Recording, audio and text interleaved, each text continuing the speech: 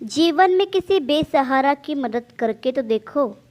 Office से निकलकर शर्मा जी ने स्कूटर स्टार्ट किया ही था कि उन्हें याद आया, पत्नी ने कहा था 1 किलो जामुन लेते आना। तभी उन्हें सड़क के किनारे बड़े और ताज़ा जामुन बेचते हुए एक बीमार सी दिखने वाली बुढ़िया दिख गई।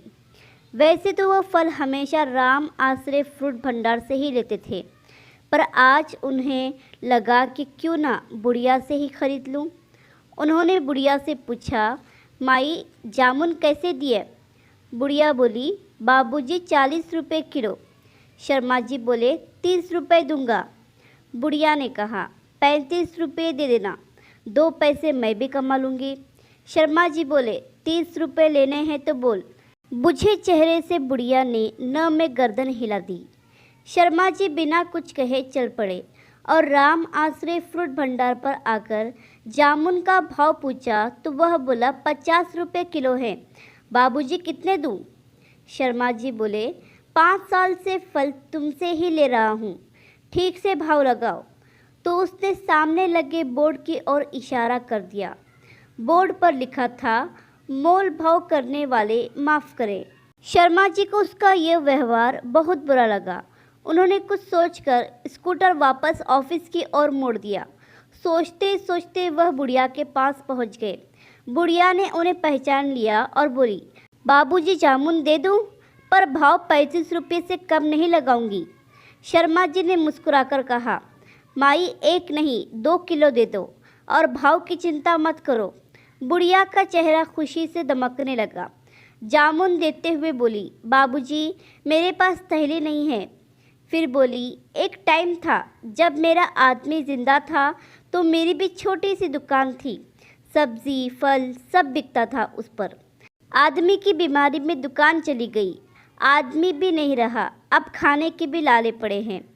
किस तरह पेट पाल रही हूँ, कोई औलाद भी नहीं है जिसकी और मदद के लिए देखूँ। इतना कहते कहते बुढ़िया रूहान सी हो गई और उसकी आंखों में आंसू आ गए। शर्मा जी ने 100 रुपये का नोट बुढ़िया को दे दिया तो वो बोली, बाबूजी मेरे पास छुट्टे नहीं हैं।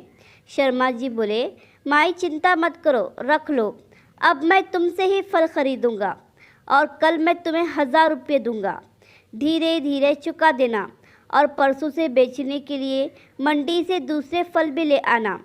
बुढ़िया कुछ कह पाती उससे पहले ही शर्मा जी घर की ओर रवाना हो गए।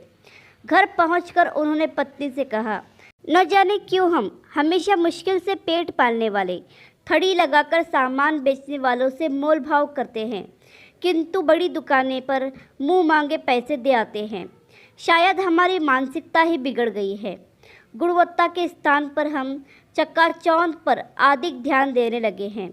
अगले दिन शर्मा जी ने बुढ़िया को 500 रुपये देते हुए कहा, माई लौटाने की चिंता मत करना, जो फल खरीदूंगा उनकी कीमत से ही चुक जाएंगे। अब शर्मा जी ने ऑफिस में एक किस्सा बताया तो सब ने बुढ़िया से ही फल खरीदना प्रारंभ कर दिया। 3 महीने बाद ऑफिस के लोगों ने स्टाफ क्लब की ओर से बुढ़िया को एक हाथ का ठेला भेंट कर दिया। बुढ़िया अब बहुत खुश है। उचित खान पान के कारण उसका स्वास्थ्य भी पहले से बहुत अच्छा है। हर दिन शर्मा जी और ऑफिस के दूसरे लोगों को दुआ देती नहीं थकती। शर्मा जी के मन में भी अपनी बदली सोच और एक असहाय निर्बल महिला की सहायता करने की संतुष्टि का भाव रहता है। जीवन में किसी बेसहारा की मदद करके तो देखो। अपनी पूरी जिंदगी में किए गए सभी कार्यों से ज़्यादा संतोष मिलेगा। आशा करती हूँ कि आपको ये कहानी पसंद आई होगी। कहानी पसंद आई है तो लाइक ज़रूर कीजिए, ज़्यादा से ज़्यादा शेयर कीजिए और इस कहानी पर आपकी क्या राय है हमें कमेंट करके ज़रूर बताइए।